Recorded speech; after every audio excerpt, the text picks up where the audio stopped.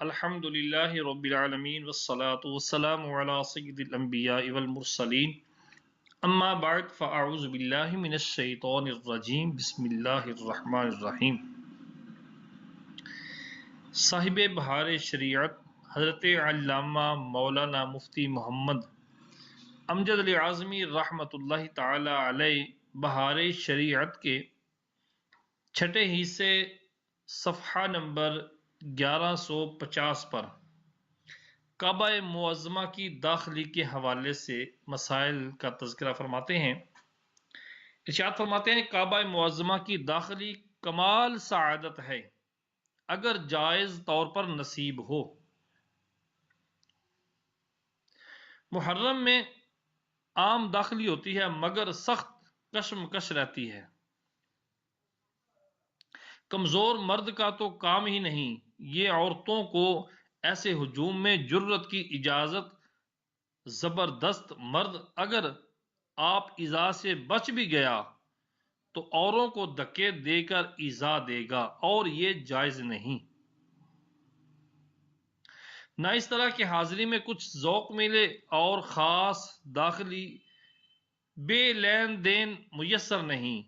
اور اس پر لینا بھی حرام اور دینا بھی حرام۔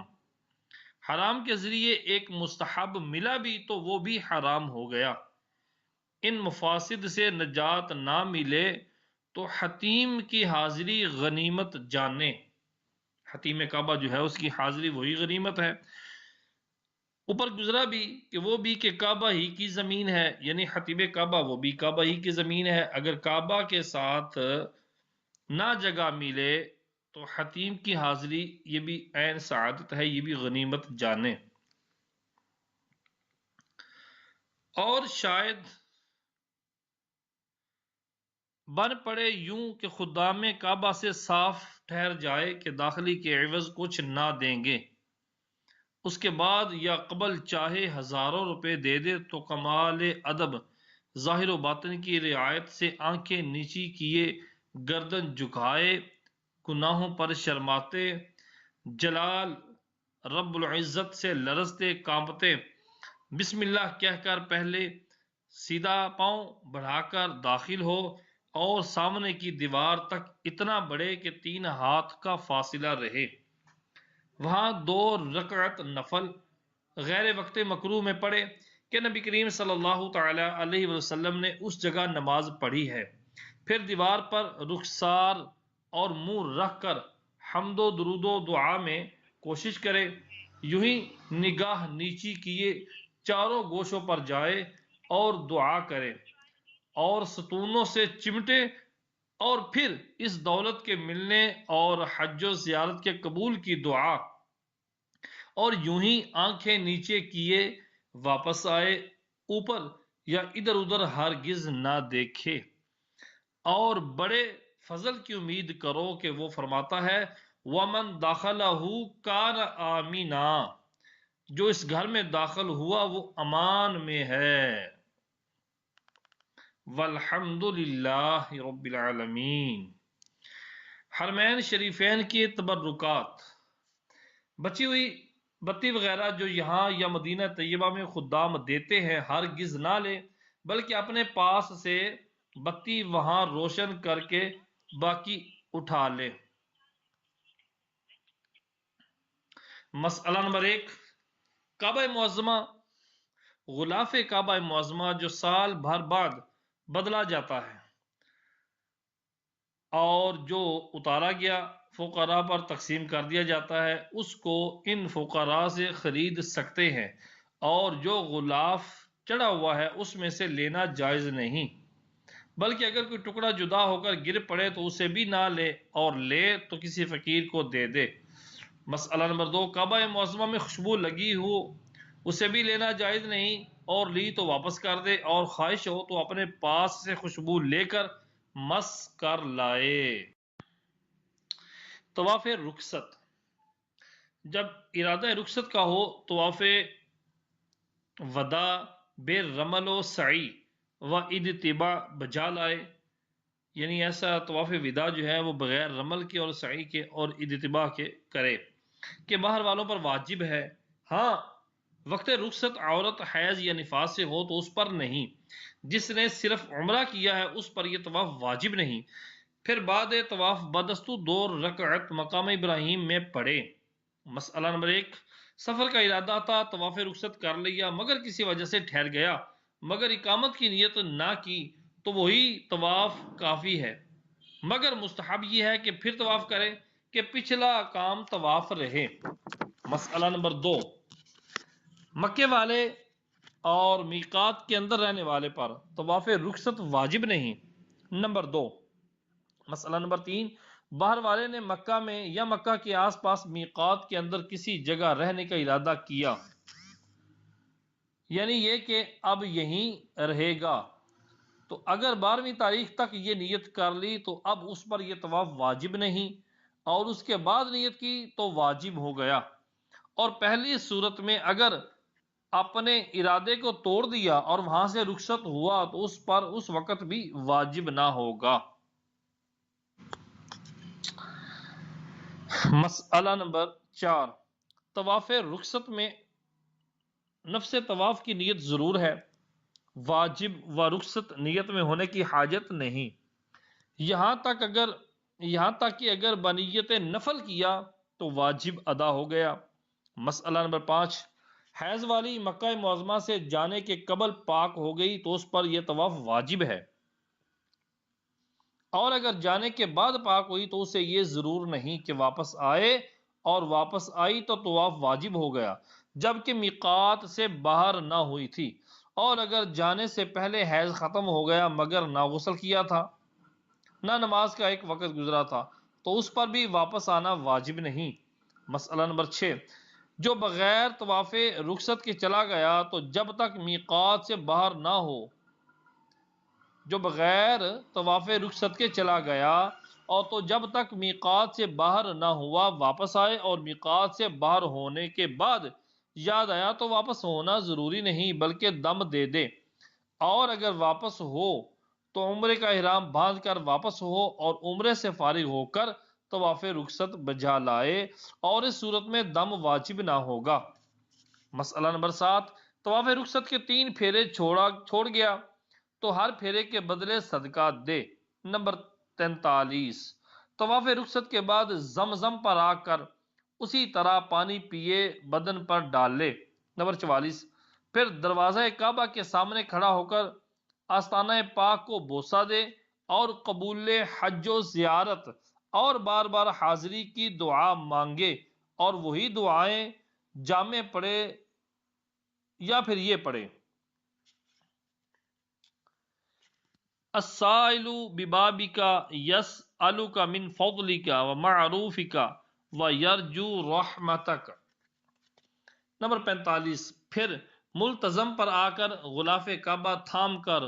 اسی طرح چمٹو، ذکر و درود و دعا کی کثرت کرو، پھر اس وقت یہ دعا پڑھو: الحمد للہ الذی ہدانا لہذا وما كنا لنہتدی لولا ان ہدانا اللہ اللہم فکما ہدیتنا لہذا فتقبلہ منا ولا تجعل هذا آخر العہد من بیتک الحرام وارزقنی العود الیہ حتی ترضى برحمتک یا ارحم الراحمین والحمد للہ رب العالمین وصلی اللہ تعالی علی سیدنا محمد وآلہ وصحبہ اجمعین۔ پھر حجر پاک کو بوسہ دو اور جو آنسو رکھتے ہو گراؤ اور یہ پڑھو: یا یمین اللہ فی ارضہ انی اشہدک وکفی باللہ شہیدا انی اشہد ان لا الہ الا اللہ واشہد ان محمد رسول اللہ وانا اودعک هذه الشہادۃ لتشہد لی بہذا عند اللہ تعالی فی یوم القیامۃ یوم الفزع اکبر اللہم انی اشہدک علی ذالک واشہد ملائکتک الکرام وصلی اللہ علی سیدنا محمد وآلہ وصحبہ اجمعین۔ نمبر 47، پھر الٹے پاؤں کعبہ کی طرف منہ کر کے یا سیدھے چلنے میں پھر کر کعبہ کو حسرت سے دیکھے اس کی جدائی پر روتے یا رونے کا منہ بناتے مسجد کریم کے دروازے سے بایاں پاؤں پہلے بڑھا کر نکلو اور دعائے مذکورہ پڑھو جو آپ کے سامنے عرض کی ہے، یا یمین اللہ، یہ پڑھو، اور اس کے لیے بہتر باب الحضورہ ہے۔ جی نمبر 48، حیض و نفاس والی عورت دروازہ مسجد پر کھڑی ہو کر بنگاہ حسرت دیکھے، حسرت کی نگاہوں سے دیکھے اور دعا کرتی پلٹے۔ نمبر 49، پھر بقدر قدرت فقراء مکہ معظمہ پر تصدق کر کے، یعنی جو مکہ کے فقیر ہیں ان پر صدقہ کر کے متوجہ سرکار اعظم مدینہ طیبہ ہو۔ وباللہ توفیق، صلی اللہ تعالی علی محمد صلی اللہ علیہ وآلہ وسلم۔ الحمد للہ رب العالمین والصلاة والسلام علی سید الانبیاء والمرسلین، اما بعد فاعوذ باللہ من الشیطان الرجیم، بسم اللہ الرحمن الرحیم۔ یہاں تک صدر الشریعہ بدر الطریقہ حضرت علامہ مولانا مفتی امجد علی اعظمی رحمۃ اللہ تعالی علیہ صفحہ نمبر 1153 تک حج کا ذکر فرما رہے تھے، اور حج کے بعد مینا کے اعمال اور حج کے بقیہ افعال کا ذکر کر رہے تھے، اور کعبہ معظمہ میں داخلی کس طرح ہونی چاہیے یہ معاملات کا ذکر فرما رہے تھے۔ یہاں سے صفحہ نمبر 1154 سے حج قران کا بیان ذکر کرتے ہیں، جس کو اللہ تبارک و تعالی قرآن کریم فرقان حمید میں کچھ اس طرح ارشاد فرماتا ہے، وَأَتِمُّ الْحَجَّ وَالْعُمْرَةَ لِلَّهِ، اور اللہ عز و جل کے لیے حج و عمرہ کو پورا کرو۔ حدیث نمبر 1، ابو داؤد و نسائی و ابن ماجہ، سبی بن معبد تغلبی سے راوی کہتے ہیں میں نے حج و عمرے کا ایک ساتھ احرام باندھا۔ امیر المؤمنین عمر فاروق رضی اللہ تعالی عنہ نے فرمایا تو نے اپنے نبی کریم صلی اللہ علیہ وآلہ وسلم کی پیروی کی۔ حدیث نمبر 2، صحیح بخاری و صحیح مسلم میں انس رضی اللہ تعالیٰ عنہ سے مروی کہتے ہیں میں نے رسول اللہ صلی اللہ علیہ وآلہ وسلم کو سنا حج و عمرہ دونوں کو لبیک میں ذکر فرماتے ہیں۔ حدیث نمبر 3، امام احمد نے ابو طلحہ انصاری رضی اللہ تعالی عنہ سے روایت کی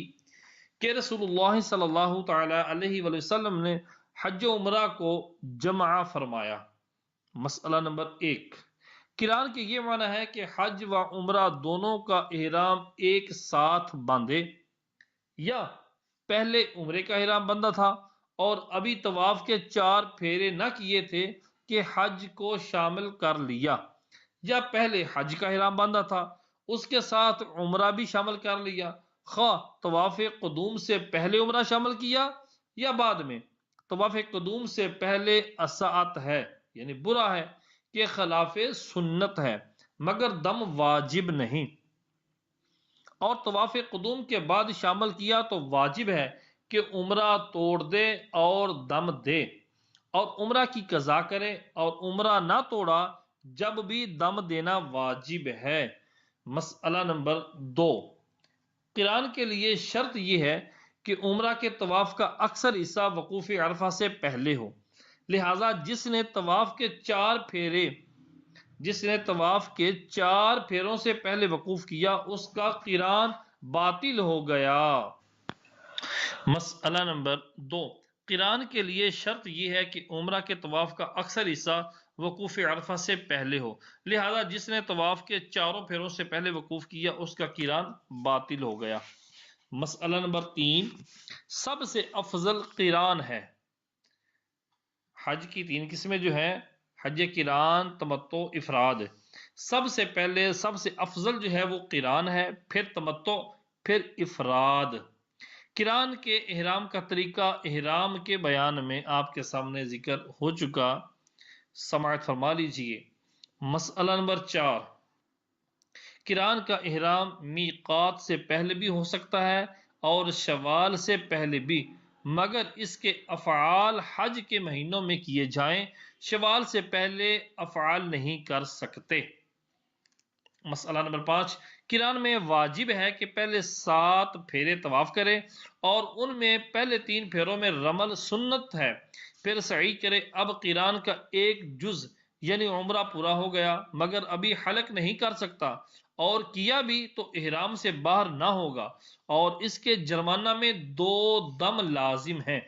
عمرہ پورا کرنے کے بعد طواف قدوم کرے اور چاہے تو ابھی سعی بھی کر لے، ورنہ طواف افادہ کے بعد سعی کرے۔ اگر ابھی سعی کرے تو طواف قدوم کے 3 پہلے پھیروں میں بھی رمل کرے اور دونوں طوافوں میں اتباع بھی کرے۔ مسئلہ نمبر 6، ایک ساتھ 2 طواف کیے پھر 2 سعی جب بھی جائز ہے مگر خلاف سنت ہے اور دم لازم نہیں، خواہ پہلا طواف عمرہ کی نیت سے اور دوسرا قدوم کی نیت سے ہو، یا دونوں میں سے کسی میں تعیین نہ کی یا اس کے سوا کسی اور طرح کی نیت کی، بہرحال پہلا عمرے کا ہو گیا اور دوسرا طواف قدوم۔ مسئلہ نمبر 7، پہلے طواف میں اگر طواف حج کی نیت کی جب بھی عمرے ہی کا طواف ہے، عمرے سے فارغ ہو کر بدستور محرم رہے اور تمام افعال بجا لائے، 10ویں کو حلق کے بعد پھر طواف افادہ کے بعد جیسے حج کرنے والے کے لیے چیزیں حلال ہوتی ہیں اس کے لیے بھی حلال ہوں گی۔ مسئلہ نمبر 8، قارن پر 10ویں کی رمی کے بعد قربانی واجب ہے، اور یہ قربانی کسی جرمانے میں نہیں بلکہ اس کا شکریہ ہے کہ اللہ عز و جل نے اسے 2 عبادتوں کی توفیق بخشی۔ قارن کے لیے افضل یہ ہے کہ اپنے ساتھ قربانی کا جانور لے جائے۔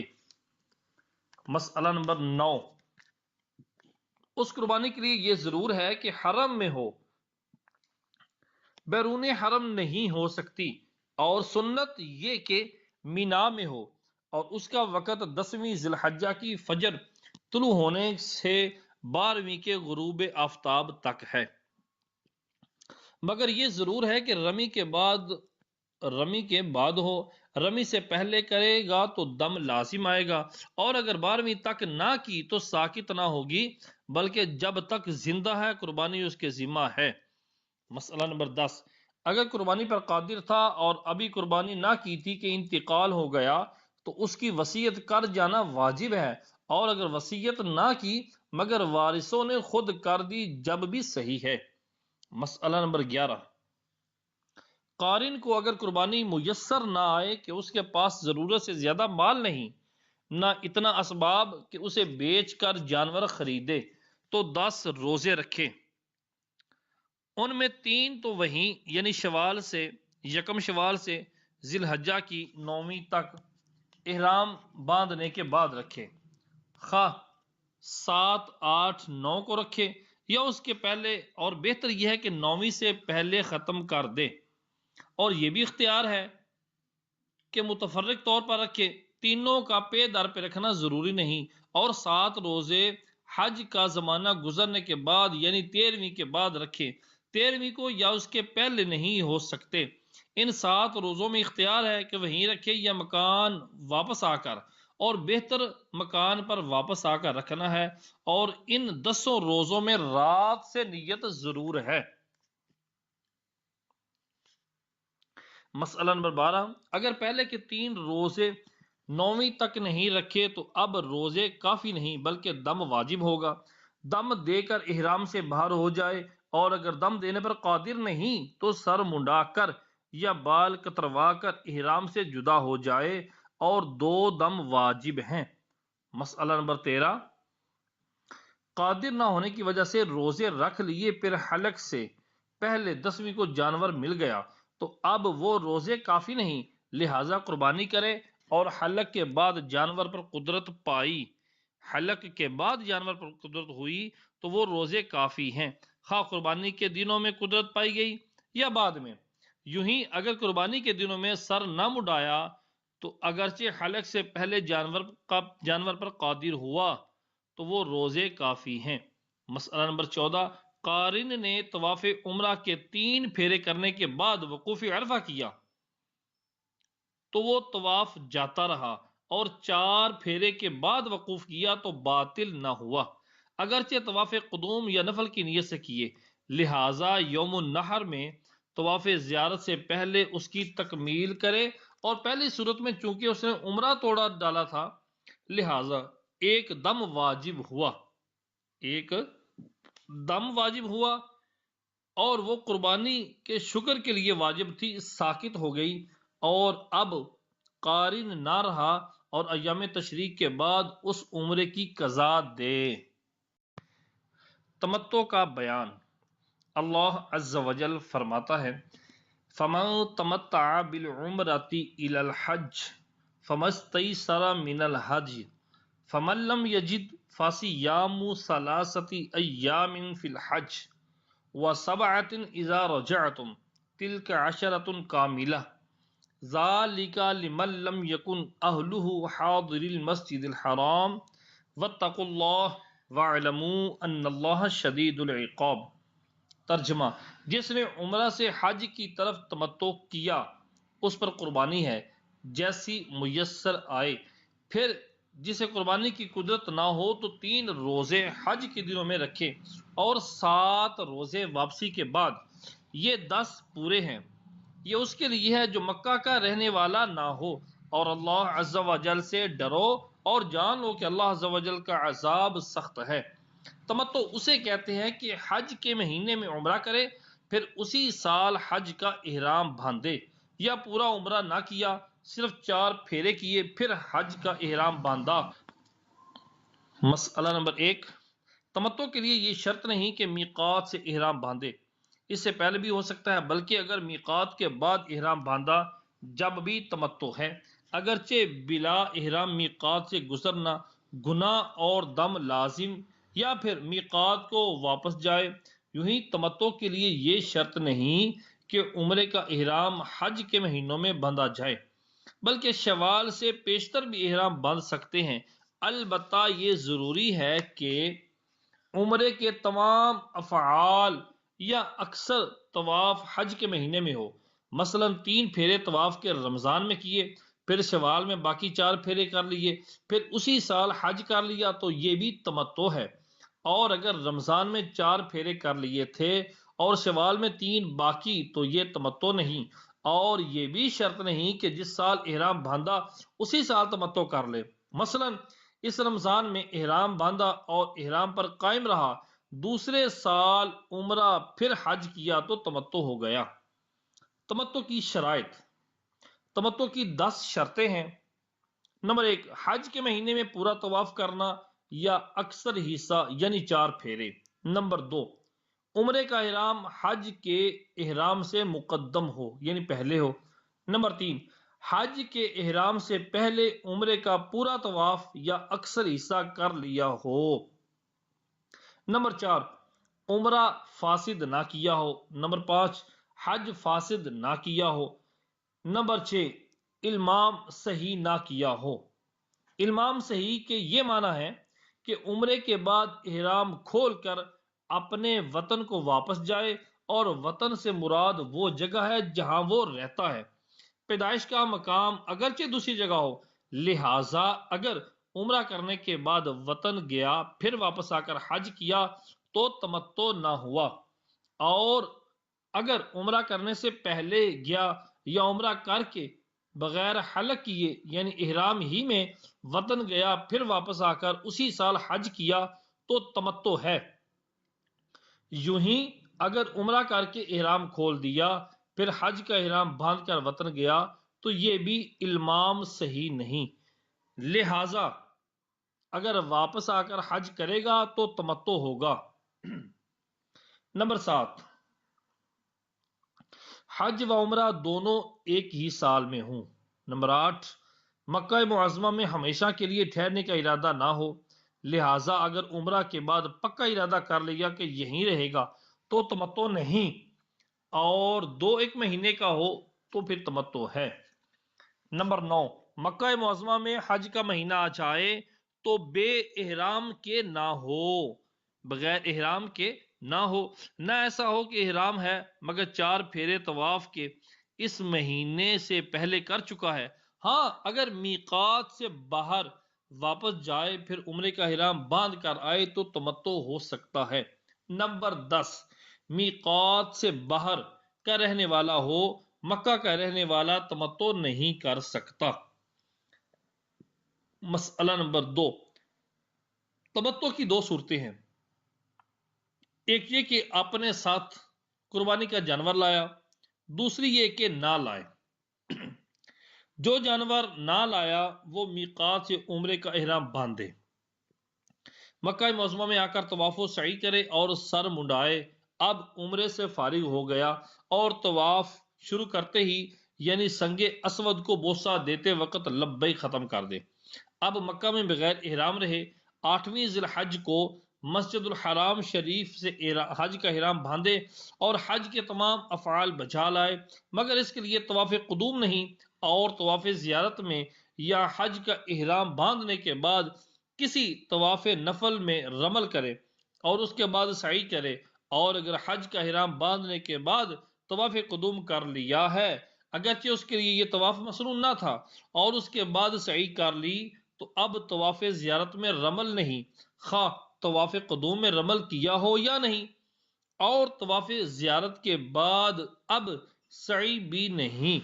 عمرہ سے فارغ ہو کر حلق بھی ضروری نہیں، اسے یہ بھی اختیار ہے کہ سر نہ مڈائے، بدستور محرم رہے۔ یوں ہی مکہ معظمہ میں رہنا اسے ضرور نہیں، چاہے وہاں رہے یا وطن کے سوا کہیں، مگر جہاں رہے وہاں والے جہاں سے احرام باندھتے ہیں یہ بھی وہیں سے احرام باندھے۔ اگر مکہ مکرمہ میں ہے تو یہاں والوں کی طرح احرام باندھے، اور اگر حرم سے باہر اور میقات کے اندر ہے تو حل میں احرام باندھے، اور میقات سے بھی باہر ہو گیا تو میقات سے باندھے۔ یہ اس صورت میں ہے جب کہ کسی اور غرض سے حرم یا میقات سے باہر جانا ہو، اور اگر احرام باندھنے کے لیے حرم سے باہر گیا تو اس پر دم واجب ہے، مگر جب کہ وقوف سے پہلے مکہ میں آ گیا تو ساکت ہو گیا، اور مکہ معظمہ میں رہا تو حرم میں احرام باندھے، اور بہتر یہ ہے کہ مکہ معظمہ میں ہو، اور اسے بہتر یہ کہ مسجد حرم میں ہو، اور سب سے بہتر یہ کہ حتیم شریف میں ہو۔ یوں ہی 8ویں کو احرام باندھنا ضرور نہیں، 9ویں کو بھی ہو سکتا ہے، اور 8ویں سے پہلے بھی، بلکہ یہ افضل ہے۔ تمتع کرنے والے پر واجب ہے کہ 10ویں تاریخ کو شکرانے میں قربانی کرے، اس کے بعد سر منڈائے، اگر قربانی کی استطاعت نہ ہو تو اسی طرح روزے رکھے جو قران والے کے لیے ہیں۔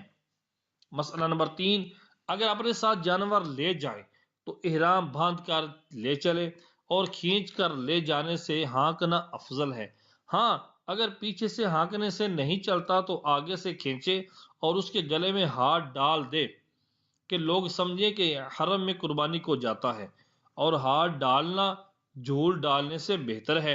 اور یہ بھی ہو سکتا ہے کہ اس جانور کے کوہان میں داہنی یا بائیں جانب خفیف سا شگاف کر دے کہ گوشت تک نہ پہنچے۔ اب مکہ معظمہ میں پہنچ کر عمرہ کرے اور عمرے سے فارغ ہو کر بھی محرم رہے جب تک قربانی نہ کر لے، اسے سر منڈانا جائز نہیں جب تک قربانی نہ کر لے، ورنہ دم لازم آئے گا۔ پھر وہ تمام افعال کرے جو اس کے لیے بتائے گئے کہ جانور نہ لایا تھا، اور 10ویں تاریخ کو رمی کر کے سر منڈائے۔ اب دونوں احرام سے ایک ساتھ فارغ ہو گیا۔ مسئلہ نمبر 4، جو جانور لایا اور جو نہ لایا دونوں میں فرق یہ ہے کہ اگر جانور نہ لایا اور عمرے کے بعد احرام کھول ڈالا، اب حج کا احرام باندھا اور کوئی جنابت واقعہ ہوئی، کوئی جنابت نہیں جنایت، کوئی جرم واقعہ ہوا تو جرمانہ مثل مفرد کے ہے۔ کس کے مثل؟ مفرد، جو حج مفرد کرنے والا، افراد کرنے والا، اس کے مثل ہے، اور وہ احرام باقی تھا تو جرمانہ قارن کی مثل ہے، اور اگر جانور لایا ہے تو بہرحال قارن کی مثل جرمانہ ہے۔ مسئلہ نمبر 5، میقات کے اندر والوں کے لیے قران و تمتع نہیں، اگر کریں تو دم دیں۔ مسئلہ نمبر 6، جو جانور لایا ہے اسے روزہ رکھنا کافی نہ ہوگا اگرچہ نادار ہو۔ نمبر 7، جانور نہیں لے گیا اور عمرہ کر کے گھر چلا آیا تو یہ الزام صحیح ہے، اس کا تمتع جاتا رہا۔ اب حج کرے گا تو مفرد ہے، اور جانور لے گیا اور عمرہ کر کے واپس آیا، عمرہ کر کے واپس گھر آیا، پھر محرم رہا اور حج کو گیا تو یہ الزام صحیح نہیں، لہٰذا اس کا تمتع باقی ہے۔ یوں ہی اگر گھر نہ آیا، عمرہ کر کے کہیں اور چلا گیا تو تمتع نہ گیا۔ نمبر 8، تمتع کرنے والے نے حج یا عمرہ فاسد کر دیا تو اس کی قضا دے، اور جرمانے میں دم اور تمتع کی قربانی اس کے ذمہ نہیں کہ تمتع ہی نہیں رہا۔ نمبر 9، تمتع کے لیے یہ ضرور نہیں کہ حج و عمرہ دونوں ایک ہی طرف سے ہوں، بلکہ یہ بھی ہو سکتا ہے کہ ایک اپنی طرف سے ہو اور دوسرا کسی اور کی جانب سے، یا ایک شخص نے اسے حج کا حکم دیا اور دوسرے نے عمرے کا، اور دونوں نے تمتع کی اجازت دے دی تو کر سکتا ہے، مگر قربانی خود اس کے ذمہ ہے، اور اگر نادار ہے، کمزور ہے، فقیر ہے تو روزے رکھے۔ مسئلہ نمبر 10، حج کے مہینے میں عمرہ کیا مگر اسے فاسد کر دیا، پھر گھر واپس گیا، پھر آ کر عمرے کی قضا کی اور اسی سال حج کیا تو یہ تمتع ہو گیا۔ اور اگر مکہ ہی میں رہ گیا یا مکہ سے چلا گیا مگر میقات کے اندر رہا، یا میقات سے بھی باہر گیا مگر گھر نہ گیا، اور آ کر عمرہ کیا، عمرے کی قضا کی اور اسی سال حج بھی کیا، تو ان سب صورتوں میں تمتع نہ ہوا۔ صلو علی الحبیب صلی اللہ تعالی علی محمد۔